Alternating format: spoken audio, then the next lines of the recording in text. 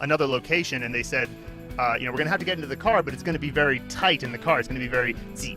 And I thought they were saying, "Are you in a hurry?" And I was like, "Oh, 我不急，我不急，不着急." Yeah. And they were like, So like, "No. You think that tones don't matter?" It's like it completely mattered there. It was completely, and it was very small. It was a very subtle difference. Chinese tutors, bless them, they're so aware that you're a foreigner, and they're aware of the common mistakes that foreigners all make. Actually, we're aware of common mistakes that Chinese people all make. We call it Chinglish. What's an example? Like how they say famous. The word famous, they'll always say, pronounce it incorrectly, they say famous. Right? Yeah. So there's a lot of things that there's grammatical structures that they're clearly just deriving from Chinese and applying to English.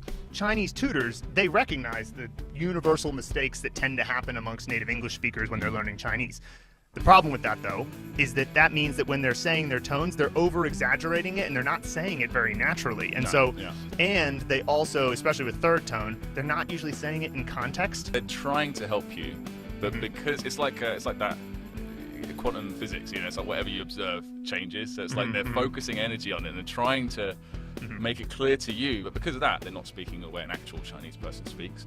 You're gonna have an accent. Tones aren't accents. It's not the same thing. No. Right? It's like a little bit different. You'll have an accent based on, DCC or CHC or whatever, like the individual initials or finals and stuff like that. You can think of an accent as being kind of like a sound quality, right? Whereas a tone is more like the pitch, just the timbre of your voice. But that doesn't mean that if you have an accent and you say second tone when you said first tone, that it's just your accent that's the problem. No, you're incorrect. It's purely mental. You're not limited by the physical abilities of your tongue and lips at that point. Right? There's no excuse there, right? The first tone will be about kind of like this. We call it singing tone because the way I put it is like singing in the shower. Again, projecting a little bit. I do sometimes sing in the shower, right? So just like, but you don't like. I've got a fairly deep voice. I would not go ma. Right? I would not try and do that. Right? I would just ma. Maybe thinking about something.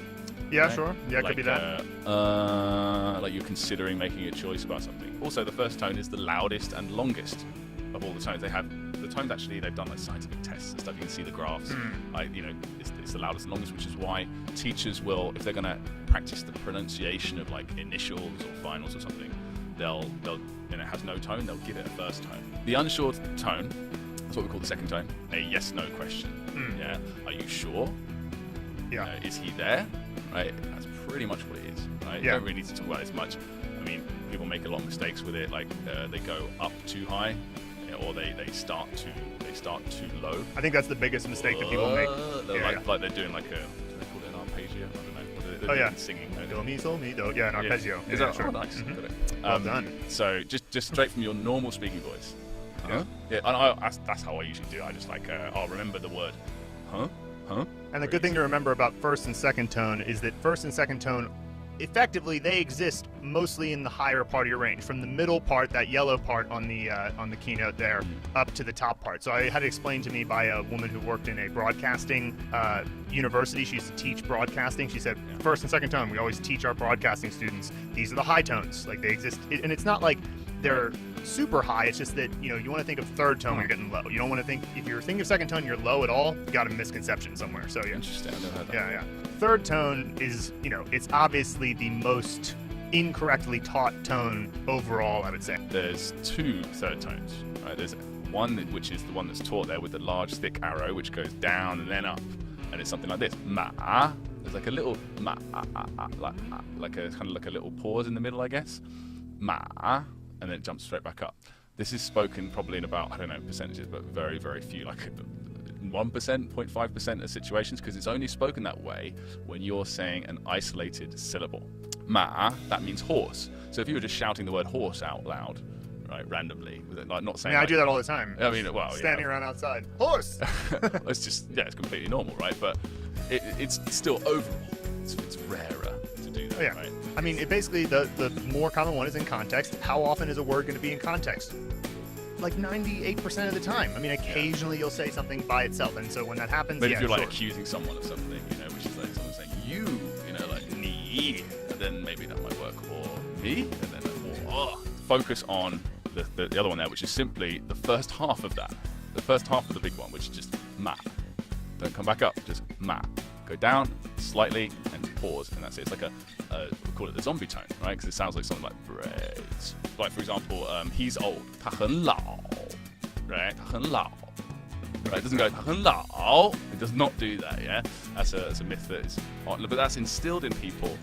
Well, it's a technical truth versus a practical truth is the way you could think of it. Like, so the teachers, a big thing in China, because they teach so much to tests in their educational system, which, I'm not making a judgment about it because, Chinese people oftentimes are very competent in a bunch of areas. So teaching tests, it's got its advantages. But one of the problems is that technically, if you're going to look at any word by itself, you should say any third tone word that's by itself, it should be spoken in an isolated way. Sure. Technically. But because it's not practically applicable except for maybe 2% of the time, it's like I always want to say to the teachers, like, I get that technically you're right on a test that it would be right that way, but you're kind of messing people up. Your brain can trick you with stuff like this, right? And I think that you're more of a natural at hearing these differences than I am. Like, I'll convince myself that I'm hearing it one way, right? Sure. And it's like because I won't have studied something correctly. And I think that more people are like me probably, like where if you think that it's one way, then when you hear other people, like your brain, like our brain does not necessarily objectively pick up things through our senses. So sometimes you hear something and because you have a filter that says third tone is supposed to be this down up thing, you'll almost hear it that way. Confirmation bias. Yeah, exactly. Essentially. Essentially it's confirmation bias. Fourth tone. Yeah, straightforward. Ma. So I always say, imagine you're telling off a dog. Hey, no. Oh, okay, right? sure, yeah. It's like a disciplinary sort of no, which makes a lot of sense here because we've got ma, which actually means to scold someone, right? So you can think about it in that context as well. Yeah. Really short, relatively short, And actually, if you look at the curve, this is interesting. This is something I didn't. It's one of those things where I knew, I guess, subconsciously, but I never consciously thought about it this way. You slow it down. No or ma. It starts higher the first time, hence this curve that you see here. It's more just for the recognition that you shouldn't start it too low, right? Like it's like that was my mistake with fourth tone. Everybody has a tone that gives them trouble. Sure. For me, it was fourth tone. Fourth tone was the one that gave me a lot of trouble in the beginning. Like your normal voice, like second tone starts from your normal voice. Ma. No, ma. And then it just sounds like a fifth tone kind of, or maybe actually it starts to sound like a third tone at that point because the third tone technically starts a little bit higher than it ends. So like if you start fourth tone too low, it can easily get confused with the third tone. And so like you just got to remember. Where's my first tone? Ma. Yeah. Ma. If you do it that way, conceptually it makes it a lot easier. So basically, just think about it from first tone to third tone. Yeah. Whatever the difference is, if it's technically a little bit higher than first tone, don't even worry about that. Just think about it as like, where does first tone end? That's where fourth tone begins. We call it the contrarian tone because if it comes after a first tone, which is high, it's usually low. Pretty much always. Mother in Chinese, we've already done ma, which is the character for mother, right? So we say ma, right? That's first tone, fifth tone. Ma, high, low, right? And and it works the other way around. Mine probably is, but water, water. Water. And that's pretty much. There are exceptions. There's always exceptions, right? But it's pretty much across the board. Don't even analyze that much. It's just quick. And here's the biggest mistake with fifth tone: giving it a tone.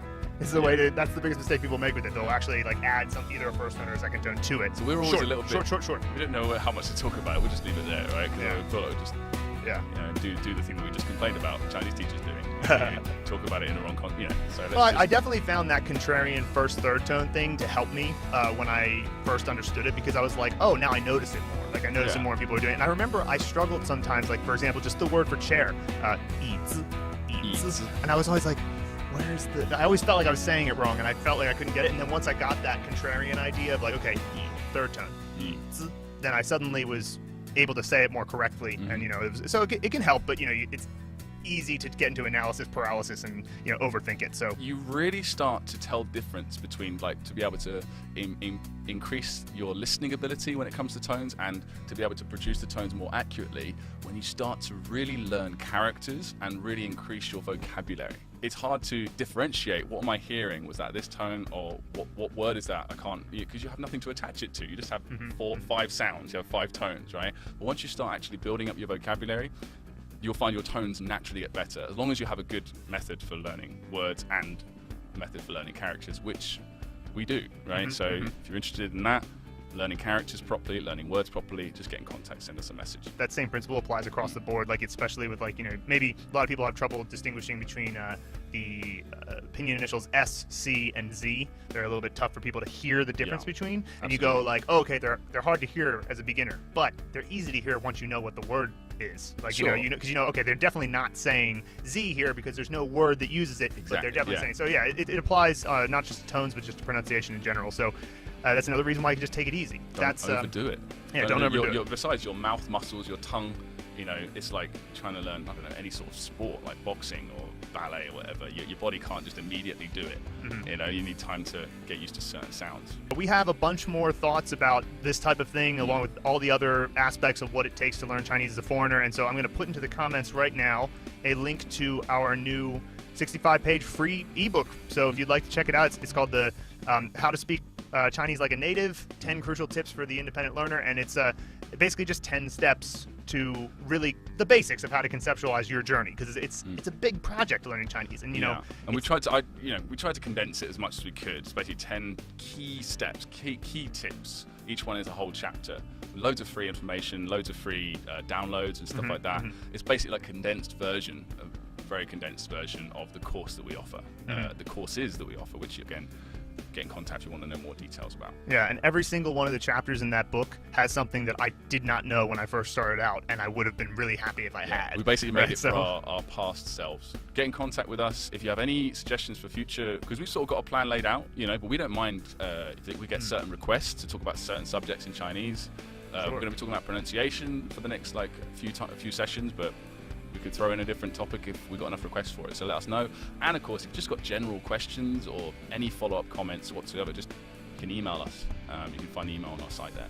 All right, everybody, thanks so much for checking it out, and we'll see you next week at the same time. Bye-bye. See you guys.